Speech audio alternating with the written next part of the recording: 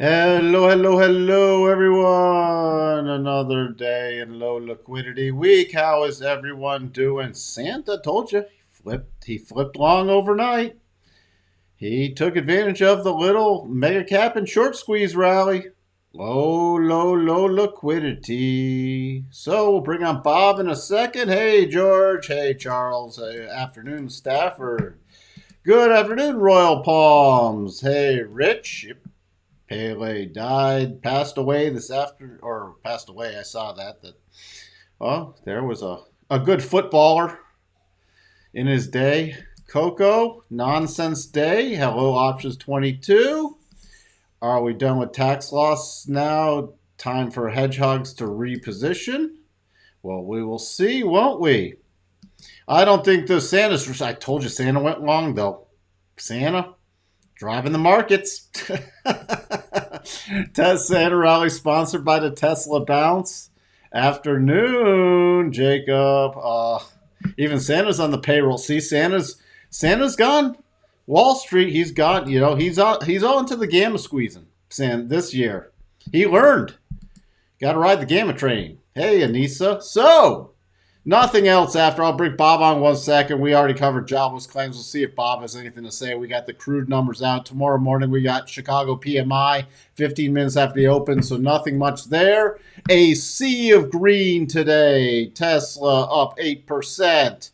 Microsoft up 2.76, Apple 2.83, Google 2.83. Hey, there's a conspiracy. Look at that. Apple and Google both up 2.83. Amazon 2.88.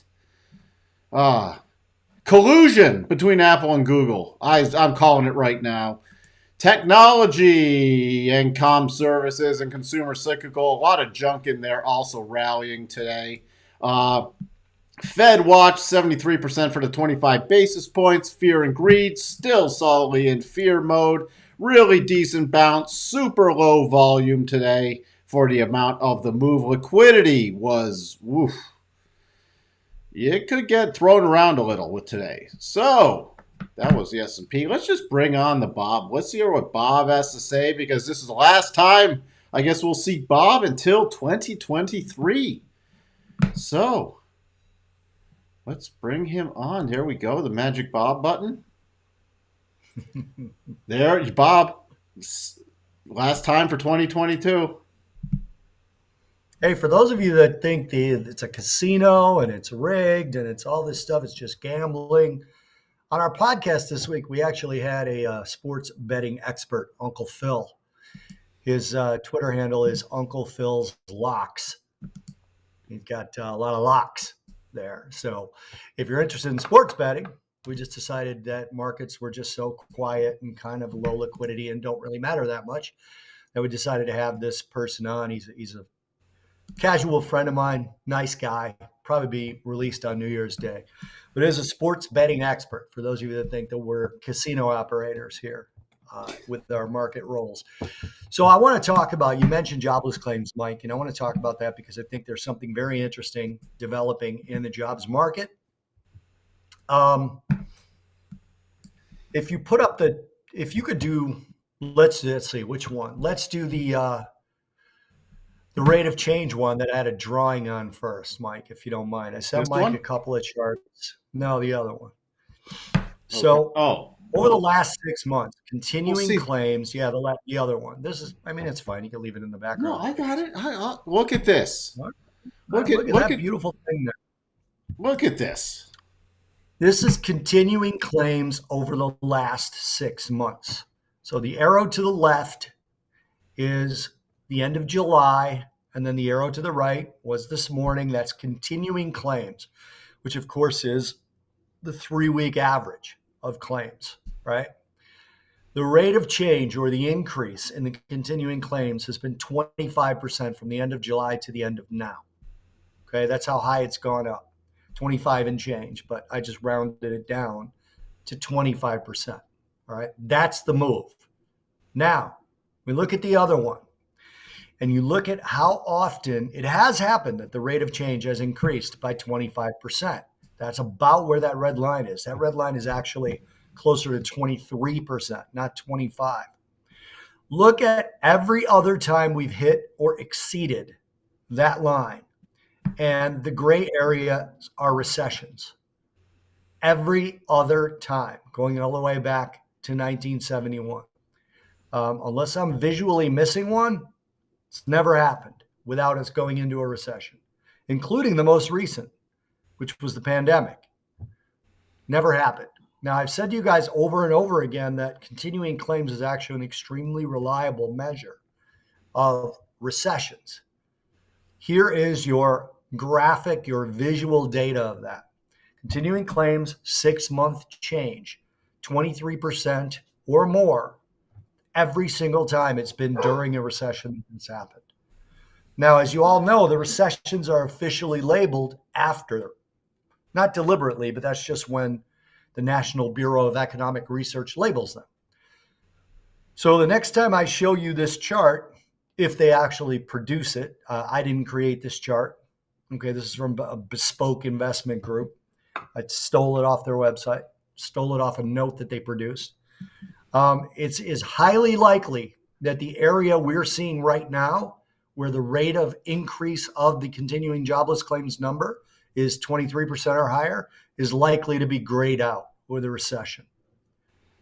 Now, it's interesting because this is the kind of research I like to look for, right? I look for reasons why my belief of a recession is backed up.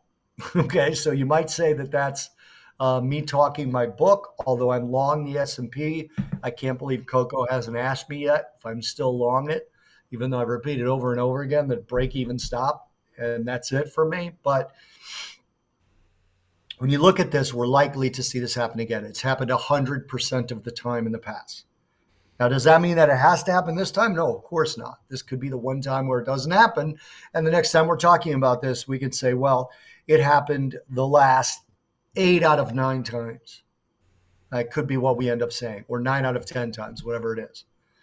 But yeah, that's just what I want to show you. I've been telling you guys over and over again that continuing claims is a really good indicator. We dropped last week. We went up again this week. And again, marking that rate of change looks to me like it's going to continue to go higher. So that's what I wanted to show you guys today. Other than that, market moves. The only other thing I would say is we're now officially in a Santa Claus rally. If we were to settle here or higher in the ES, because we're above the December 23rd close in the S&P futures, that's a rally. However small, Mike and I've talked about it before, the official Santa Claus rally is the week between the Christmas holiday and a couple of days into the new year. That's the official time frame for a Santa Claus rally. So as of today, if we were to stay here, if we were to close here, we're in a Santa Claus rally. Well, we're below Sunday Night Future Open, though. Don't care. It's December 23rd. I'm going with the Open of the 20s. It is officially a set. I know what you're doing, Mikey. What am I doing? I don't know anything. What you doing here? Trying to get me all upset. That's Coco's job. It's not your job. Oh, boy. Well, we got some questions from Sterling. What do we got? Bob, I guess this is point one. Distressed debt in the U.S. jumped more than 300% in the last 12 months, per Bloomberg. Globally, almost $650 billion of bonds and loans are currently in distressed territory, according to data compiled by Bloomberg, some of the highest on record. There was $834 billion of leveraged loan issuance in the U.S. last year, more than double the rate of 2007 before the financial crisis hit, per Bloomberg. I guess, Sterling, you want Bob's thoughts on that? Yeah, there's no question there, but I will tell you is, yes, they were leveraged loans, but they're not subprime. So we're still not in as bad of a situation as we were in 2007, 2008, because the vast majority of those were not subprime, even though they were leveraged.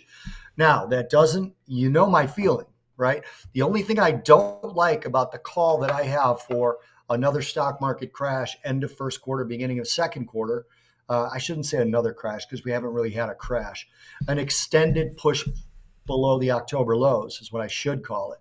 The only thing that bothers me about that call is that everybody's now making that call.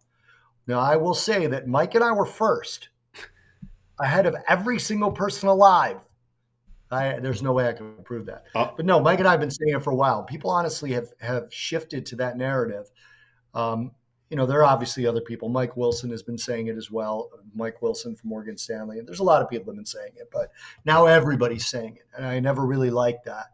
So I do think that the rally at the beginning of the year is probably going to be substantial. Again, you saw it today with yields lower on the long end.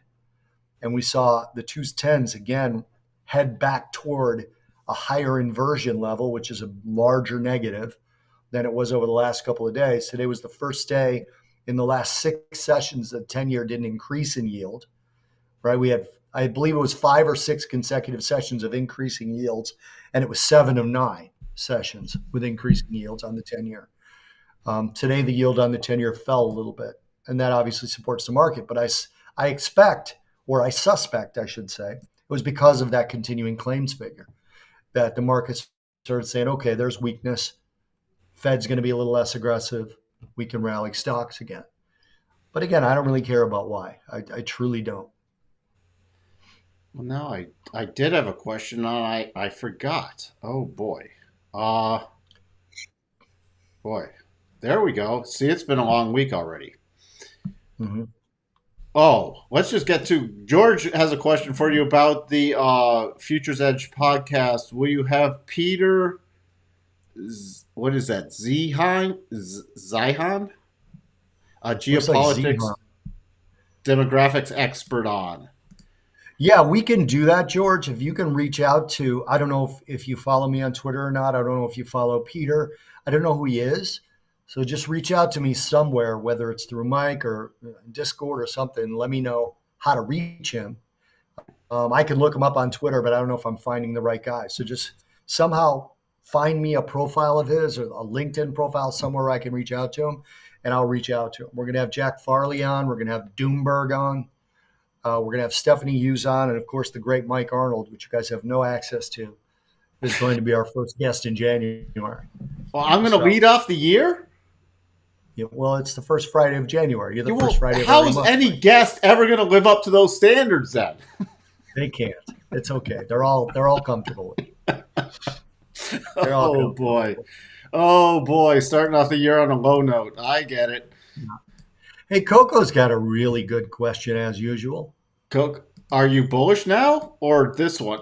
Why No, up today and not the why up last week? today and This is not last week? nonsense. It makes no sense because on any given day, the market does whatever it wants, Coco. That's why we don't live candle to candle.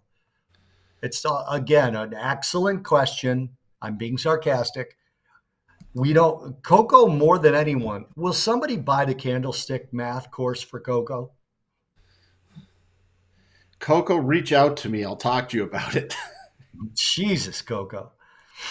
Coco says again, Bob, are you bullish? As if it matters if I'm bullish or bearish. I am long. That's it. Again, You know my stance. They haven't changed. My stance hasn't changed. also, yes, there are short term trading opportunities in this, but Right. take a look at the bigger. Since, where do we sit? Where did we close? We closed roughly at Friday the 16th. We closed Mm-hmm. at 38.79. Today we closed at 38.69. We've gone up, we've gone down, up, down, up, down. We're in the last 2 weeks, we're pretty much flat. Pretty much unchanged. That's So, candlestick math. okay, we've gone a whole bunch of nowhere so Whole bunch of far. nowhere. Yes, there's been trading opportunities. Have there been long term? We identified the potential long term setups, and they were invalidated.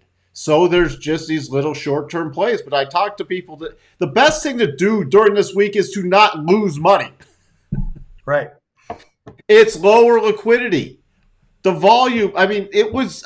I said that this morning, even with the 735 move, the liquidity in the futures, it wasn't there. And then we literally got a lot of short-term options going off that created a massive squeeze. One of the things I wanted to talk, multiple people reached out to me trying to short this all morning. And I'm like, why? We have momentum bars off the open. Look, momentum. Do not keep shorting into that. Or if you see this to the downside, don't try to buy into this. It's an easy pattern to spot. If it's not going in your way, like if you start to short and say you get momentum bars, know your stop position and wait for a topping pattern that might not even be today. You don't fight a strong tape, especially in a low liquidity environment. There is no point. You're just giving your money away. Sorry, I wanted to lay that out to people because you're better during these. I mean, look at the volume this week. It's Yep, it's not garbage. high.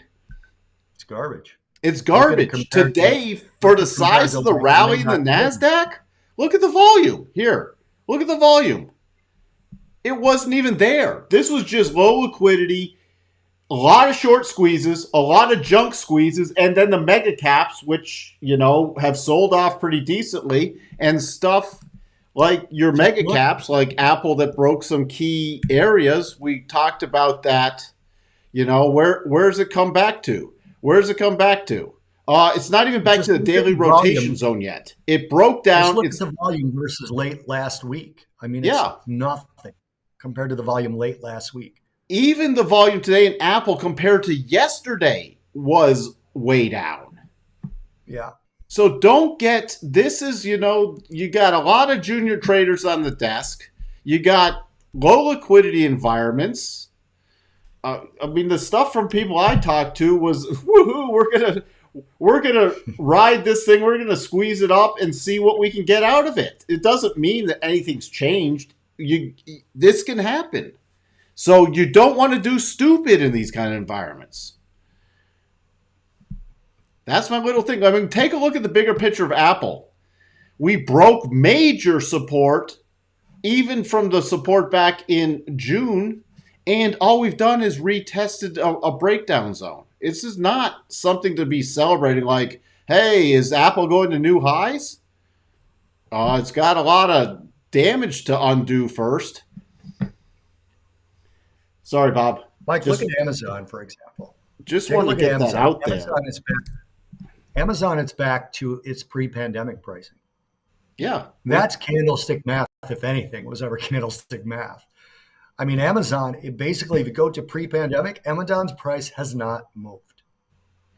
They got the Pre-pandemic, rush. Yeah, right here. right.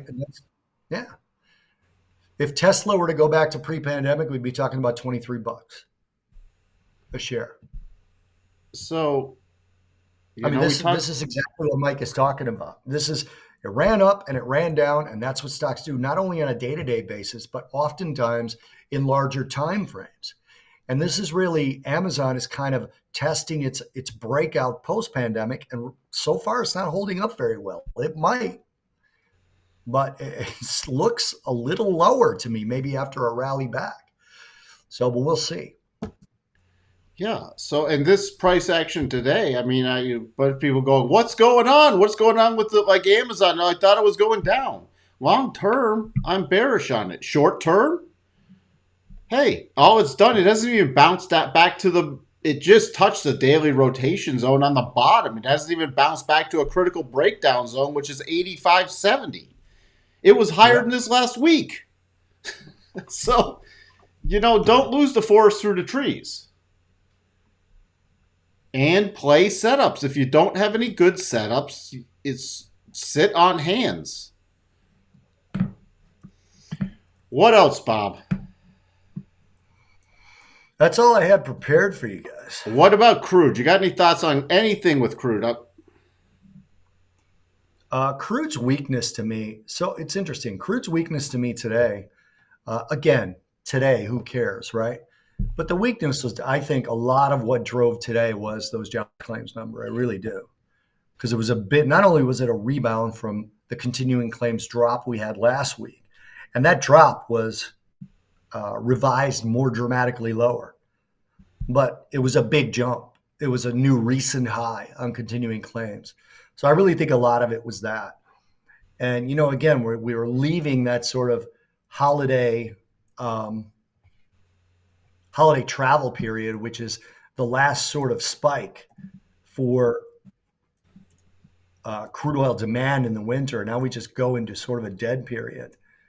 So crude to me, it's going to rely on OPEC now, and that's really what it relies on. When you look at the concerns of the oil companies that drill in the U.S., their number one concern is still supply chain problems.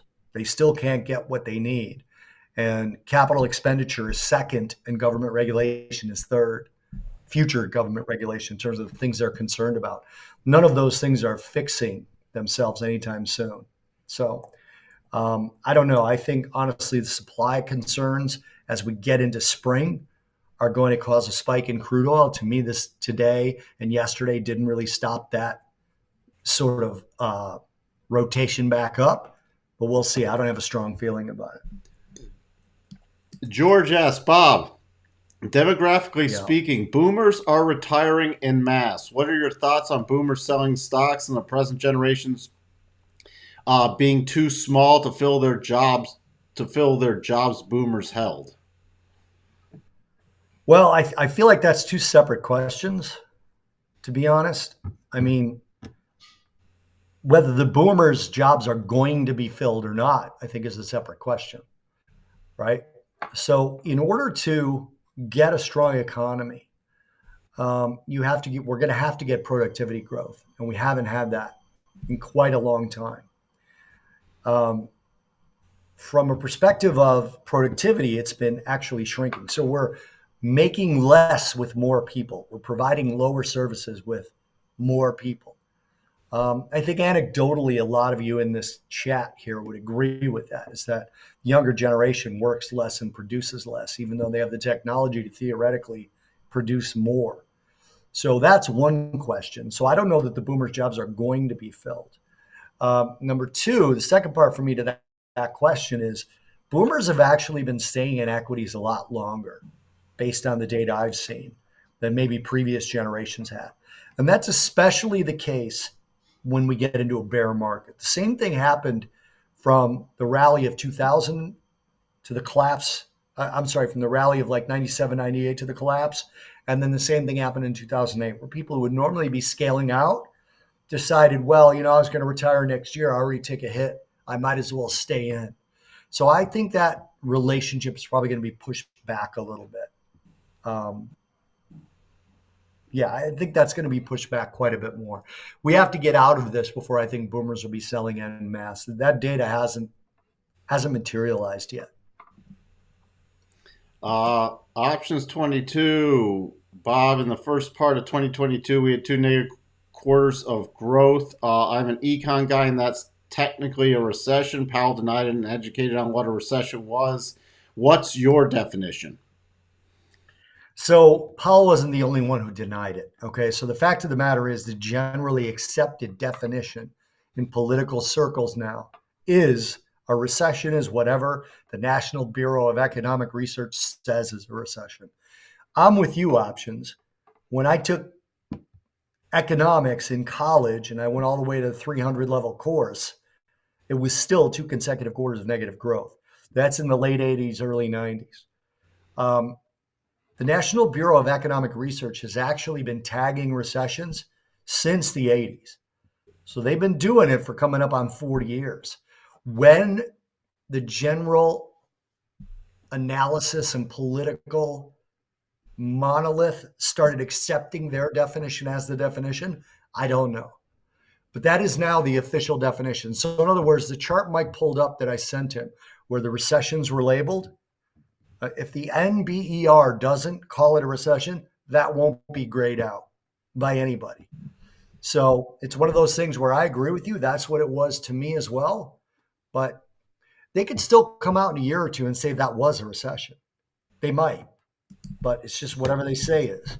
And if you look up their definition of recession, it's there's a lot of factors and a lot of it is subjective. So I mean, I agree with you, but not a whole lot we can do about it. It's like saying that, I don't know if you guys are all US football or American football fans, but they changed the definition of what a catch is. And a lot of the times when the referees call something an incomplete pass in a game, I'm screaming at the TV going, that's a catch. But it's incomplete on the field and they just keep playing. So it's one of those things where it doesn't really matter what we believe options. They won't call it one. And it's, I don't blame Powell because he has to operate in the system that he has in front of him. If he's the only one calling it a recession, he's going to look like an idiot. Looks like an idiot in various other reasons. He doesn't need this as well. Jacob asks potential daily. It's technically better even on the 4 hour. There's a potential daily double or potential 4 hour double on Amazon would need a close above 85.78 on a 4 hour basis. Perfect example of a trading opportunity in a bearish stock. Yeah, where does that take it? Because we look at the rotation zone and it's against the daily rotation zone, so it's slightly lower probability, but it's definitely could be for a bounce. It's just a slightly lower probability one. So, yes, there could be a bullish trade within a long term bearish trend. You can get that all the time. And this doesn't even have to trigger. It could come up here, not even close above that peak and roll over. And it's, hey, we identified a potential setup that never triggered. But good I eyes, like Jacob. options Good coming. eyes. I like Uh, options coming. Chips. what was that? Option option 22 has you cannot hold chips overnight in this casino. I thought that was funny. Oh, well, The chips may it's not be good in the morning. it's one of those tactical trading environments still. Chris says, hey, Mike and Bob. Where else do we sit? Uh, By the way, check out gold, Mikey. gold. Yeah, if you put up a gold view daily chart, I really like gold for next year. So there was an article, I shouldn't say that. There was an analyst note. I want to say it was Credit Suisse, who said that if Russia starts accepting gold for crude oil, gold goes to $3,200 an ounce. That was their calculation. Now, if you look, we've got a sort of slightly upward sloping sideways channel here that we've gotten to the top of again. If you were to mark it off as slightly upward sloping, I believe the upward slope takes us somewhere around 1877 or 1897 on the top of it. I really like that the rotation zone's crossing over the 200 day. I've always liked that. It's not a signal to buy it to me, but it's a signal to me that the longer term trend might be trading. And then I've got a significant level right around today's lows, approximately. But I like gold fundamentally as well, because if you agree with my new thesis, which I think I talked about it a couple times in here, Mike, correct me if I'm wrong, that I think the Fed is going to have to accept higher inflation and start to either cut rates or pull back and announce that they're not raising rates anymore. And they might even do a little bit of yield curve control. And all of that is positive for gold, very positive for gold in my view. So I have a crazy target for gold futures next year of 2,800, but there's better calculable targets that are much higher than here that Mike has up on the charts right now anyway. So Well, if we I just break really like out, gold. here's your major targets at this point. 2317 to 2350, then 2546. Much more reasonable targets. So those are your major targets if it can sustain. See, Jacob misses the old catch rules in the NFL. So do I. There's a lot of rules I miss, Jacob. Tough thing for me right now is hoping my gains hold into Tuesday because I don't want to make any more taxable gains. That's awesome. Uh, Rich says U.S. will start selling their gold to pay debt. I don't think that'll happen, Are Rich. we ever going to pay the? We're never going to pay the debt. Yeah, we're never paying that debt. That debt's just going to go on and on and on and never get paid. So, yeah. I mean, Japan never paid there. Why would we? Who knows? It's we live in insane times. So, any other final thoughts you want to leave us with for 2022, Bob? Thoughts for the year are watch for that early first quarter rally that can wipe out that sentiment of the second half of the first quarter, first half of the second quarter collapse. So I'm slightly amending what I think. I still think that's going to happen, but it is just a very popular opinion right now. And I never like when that's the case. So I would watch for that. And then again, I would start to watch. I'm sure there's going to be a lot of Fed speak early in the year. Start to watch for them to kind of waver on this still more work to do narrative. And if they start to waver, that means to me that they're exceeding a higher inflation rate, whether they announce it or not. That's what I'd be watching for. Uh, I'm nearly in agreement with you. However, there's still, if you look at the earnings forecast, there's still, like for the first quarter They're earnings, still too high. they're still expecting a 7% growth. Yeah, they're Growth. still too high. I So yeah, agree. everybody They're says a still recession, but it's not even in any of the projections with earnings coming back at all. fast. No, So I agree with that. I so agree with that. yeah, people are The saying thing is, recession, recession, recession, if but we they're not get a, pricing some it sort in. of But if we get some sort of early snap, that could be actually where they're going, okay, we didn't need to drop the earnings targets because the market's rallying again. So the P is going to take care of the EPS, but it's not going to. It's not. They have to do it, but I suspect that it could be delayed, and that could be part of the reason why we get a rally up. Well, But I don't know. I mean, I listen. I Obviously, the October lows were the lows for the year, but they're still not the lows to me. Not of this move. and I'm not smart enough to decipher all this stuff with all these moving parts. Is why I can only trade price action. I And there you have it. I Mike is mean, not smart in this world. There you have it. thank you. That's a ridiculous statement you need to live by. No, but think about it. Can you take all these moving parts and figure out everything where everything's going to No, go? But no. no. That again is why, I try to take these price action things that I see and say, okay, what's the fundamental reason behind it? Because people are constantly asking me why. So I want to give them answers, but I don't know if my answers are right or not. And here's it before I let you go. Coco says, Bob, you're too optimistic. Now I'm more worried than before. I'm optimistic because I said in the second half of the first quarter and the first half of the second quarter, we're going to break through the October lows.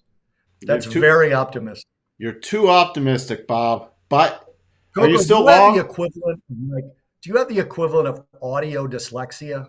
Is that a thing, Coco? But Bob, when are you closing out your longs? Shut up. I got to go. Guys, Happy New Year, everybody. I wish you guys first and foremost health. And I hope you guys are all well. I'll see you guys in the new year. All right, we'll see you then, Bob. Bye. See you guys.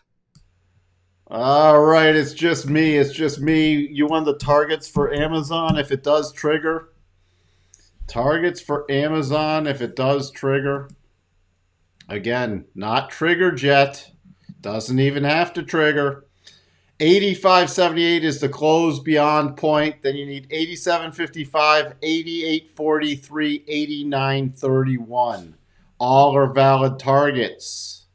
I would actually, if this was going to be traded, here's my little advice.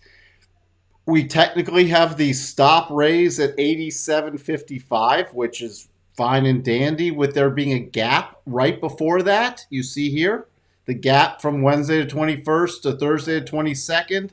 I would do a little more aggressive stop raise once that gap was filled. Why? Because it's going against the daily rotation zone. And you see here, as the rotation zone comes down towards that first target, the gap's in front of there, right in the middle of that rotation zone. So I personally would then like to raise the stop more aggressively if I can draw it the right way, because I'm improvising because it would technically be on this high, but I'd be raising the stop up using harmonics, okay, once it did that gap fill. Okay? That's a little tip when you see something with a gap going against the rotation zone. I found in practical applications that you're better to raise the stop.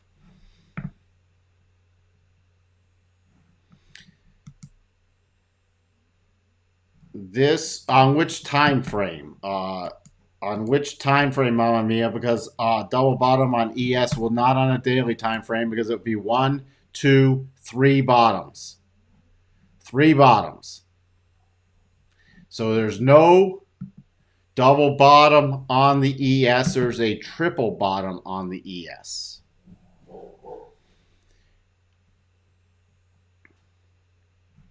So you can see that clearly. One, two, three. We do not have a double bottom. So that's, I'm going to leave it there. I mean, you don't have one. This is just a mess with the spiders. You know, the only thing I'm watching now is the most recent high area for everything. Now, yes, you got this little hitch in there, but there is getting into a waning momentum, bullish divergence. I'm more interested for anybody if you can't tune in over the next couple days. Let me get this on my chart properly. We got the weekly cycles getting to the bottom. So starting next week, I'm going to be looking for more potential if we can get bullish breakout patterns for a potential move up in the beginning of January. But nothing yet, and I'm not doing stupid tomorrow. In the Russell, was there a percent B buy on the daily close? On close above the 62.5 is from the high of December. We will take a look.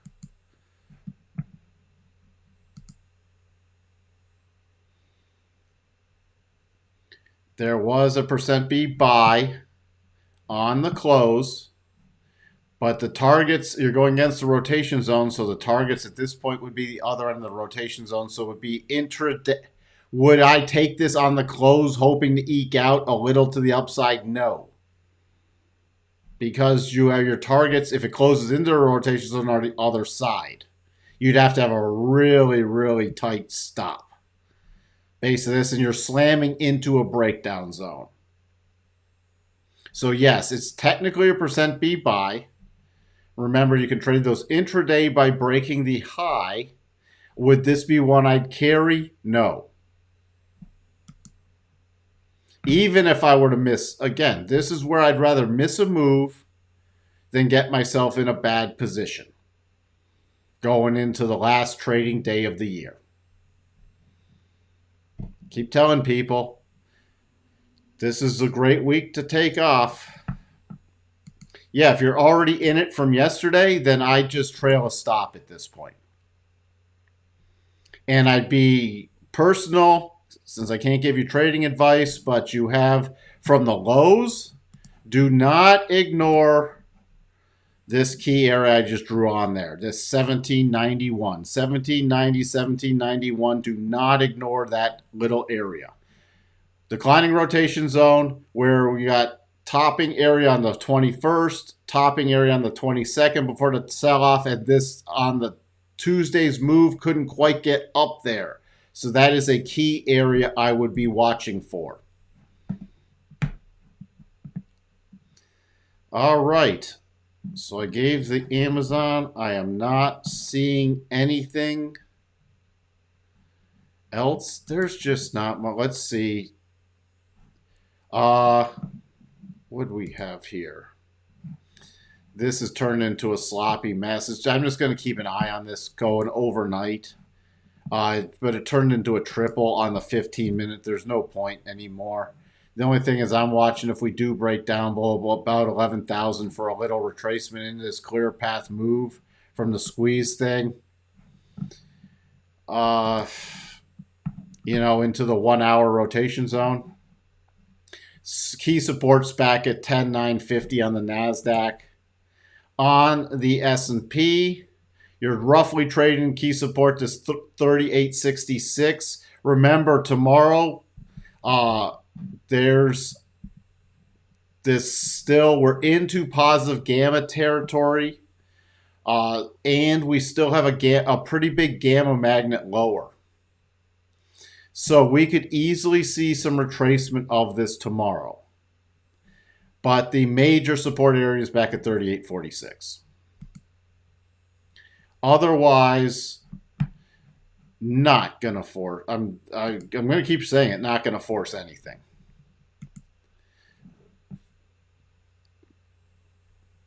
And if I didn't have a live stream, I probably would just have taken, trying to help people out during this time. I would have probably just taken this week off.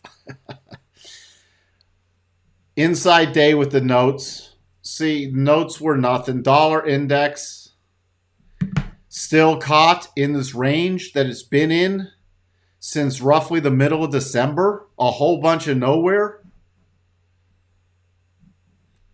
Not a great setup in crude, though. We've got the pullback. I am keeping an eye, though, if we get back above the 50 for a little breakout play.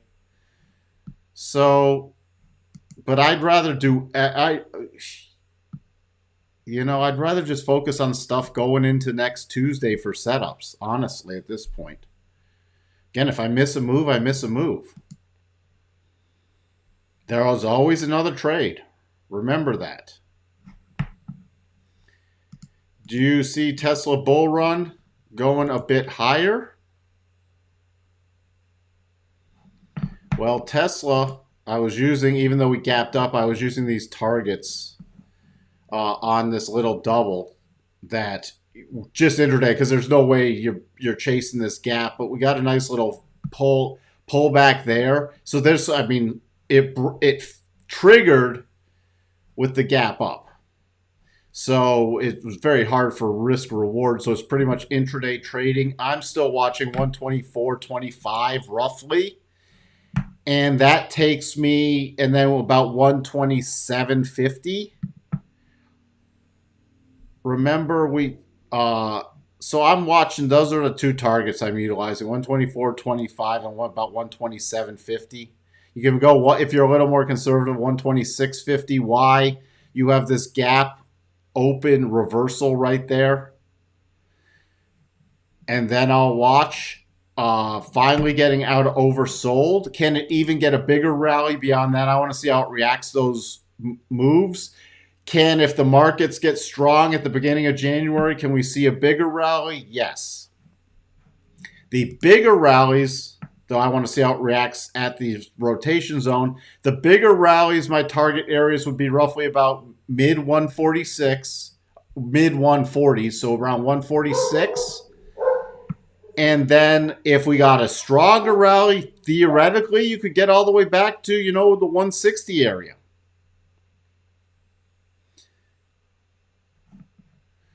The only thing I want to watching in the short term, though, if we eke out something tomorrow, is if this breaks down and tries to fill this gap, would not be good for the bull case if this is all it could eke out. So that's what I'm paying very close attention to. But is there room to technically run? Yes. Before the next rollover play. Also, we'll probably, it's weird, but with the games that's played, with the dialing back a consensus, I don't know, they'll probably deliver around, 400,000 cars for Q4. So the delivery numbers won't look back that bad, I don't think. But it's going to be what the actual, how much they had to reduce their profits to get to that point. Because there was some pretty aggressive price slashing. So how that's going to translate in earnings is going to be a whole nother story. But the delivery numbers could propel it again short-term higher.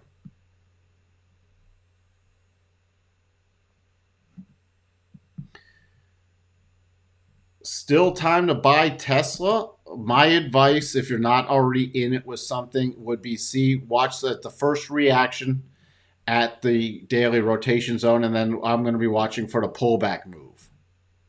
So we can take a look at that going into next week. I would not personally be running out to establish a ton of positions going into this holiday weekend. I'd rather wait until Tuesday.